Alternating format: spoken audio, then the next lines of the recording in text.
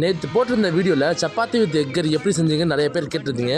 உங்களுக்கு என்ன செஃப் ஜீவன் கூப்பிடுங்க. உங்களுக்கு தேவையான அளவுக்கு சப்பாத்தி மாவு எடுத்து நல்லபடியாக பிசைஞ்சு வச்சிருங்க. நெக்ஸ்ட் ஒரு ஸ்பூன் எண்ணெய் கூட ஊற்றாம தண்ணியை மட்டுமே ஊற்றி மேரினேட் பண்ண சிக்கன் எடுத்து போட்டு உங்களுக்கு தேவையான மசாலாக்களை போட்டு வச்சிருங்க. நான் எப்பவுமே 30 எக் வாங்கி வச்சுக்கோங்க. 3 டேஸ்க்கு யூஸ் ஆகும். இப்போ நீங்க முட்டையை உடச்சு ஊற்றி எக் ஒயிட் மட்டும் தனியாக எடுத்துக்கோங்க. அந்த எக் யோக்கை டிஸ்மேண்டில் பண்ணிடுவேன். ஊற்றின தண்ணி சுண்டுற வரைக்கும் நல்லா அதை கிண்டிக்கிட்டே இருங்க. அந்த கேப்ல பல்லு விளக்கிட்டு வந்துருங்க. பார்த்தீங்கன்னா தண்ணி நல்லா சுண்டி போயிருக்கு. இப்போ அதில் எக் ஊற்றுங்க. அதனால கிண்டி விடுங்க. இப்போ பாத்தீங்கன்னா உங்களுக்கு அருமையான சுவையான டிஷ் ரெடி. அடுத்து சப்பாத்தி போடுறதுல ஒரே ப்ராசஸ் தான். சப்பாத்தி எடுத்து அதை நல்லா தேய்ச்சிக்கோங்க.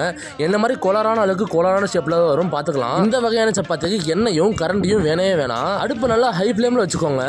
இந்த மாதிரி நல்லா திருப்பி விட்டு சப்பாத்தியை ரொட்டி மாதிரி மாற்றி விட்டுருங்க. இதை பார்க்கும் கேர்ள்ஸ்களே, உங்களெல்லாம் உட்கார வச்சு சோறு போடுவேன்.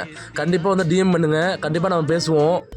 இப்போ பார்த்தீங்கன்னா சுவையான செம்மையான சப்பாத்தி தயார். நம்ம செஞ்சு வச்சது கூட இதையும் சேர்த்து சாப்பிடுங்க. அல்ட்டியா இருக்கும். அதை சாப்பிட்டு ஈவினிங்காக ஜிம்முக்கு போயிட்டு இன்னைக்கான ஒர்க் அவுட்டுகள் அனைத்தையும் போட்டு எல்லா ஒர்க் அவுட்லையுமே செட் எல்லாம் இன்க்ரீஸ் பண்ணி வெயிட் எல்லாம் இன்க்ரீஸ் பண்ணி போட்டிருக்கேன். அப்படியே ஆரோக்கியமான ஒர்க் அவுட் போட்டு வீட்டுக்கு போயிட்டு டெத் ஆயிட்டேன்.